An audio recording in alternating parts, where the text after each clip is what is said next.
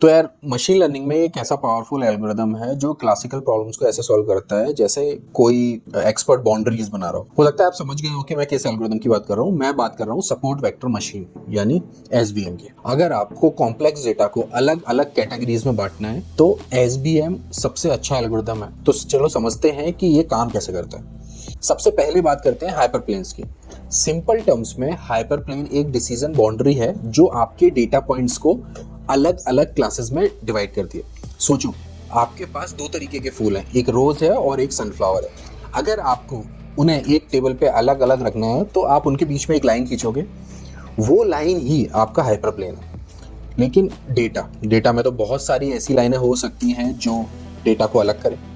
SVM का गोल सिर्फ अलग करना नहीं होता बल्कि बेस्ट पॉसिबल सेपरेशन ढूंढना होता है। ये एक ऐसी लाइन या प्लेन होता है जो दो क्लासेस का सबसे नियरेस्ट पॉइंट से मैक्सिमम डिस्टेंस पर हो। डिस्टेंस को हम मार्जिन कहते हैं, जितना अच्छा मार्जिन उतना अच्छा हमारा रोबोस्ट मॉडल। तो सपोज करो दो शहरों के बीच में आपको हाईवे बनाना है, तो आप क्या करोगे, आप सबसे पहले ऐसा रास्ता ढूंढोगे जो ट्रैफिक से दूर हो और इजी हो और शॉर्टेस्ट हो। तो अब सवाल आता है कि बेस्ट पॉसिबल हाइपरप्लेन डिसाइड कौन करता है। यहीं पर आता है हमारे सपोर्ट वेक्टर्स।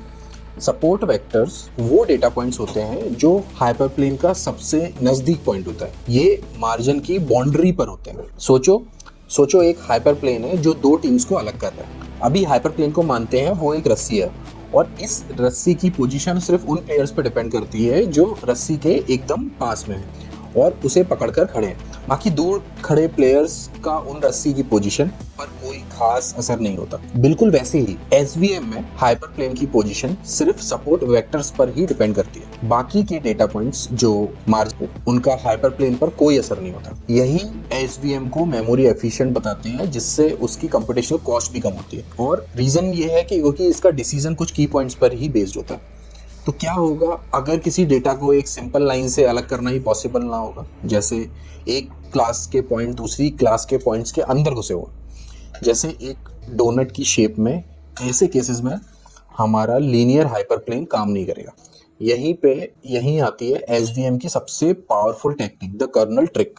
तो कर्नल ट्रिक क्या कहता है, ये आपके डेटा को एक हायर डायमेंशन स्पेस में मैप करता है, मतलब लिफ्ट करने जैसा।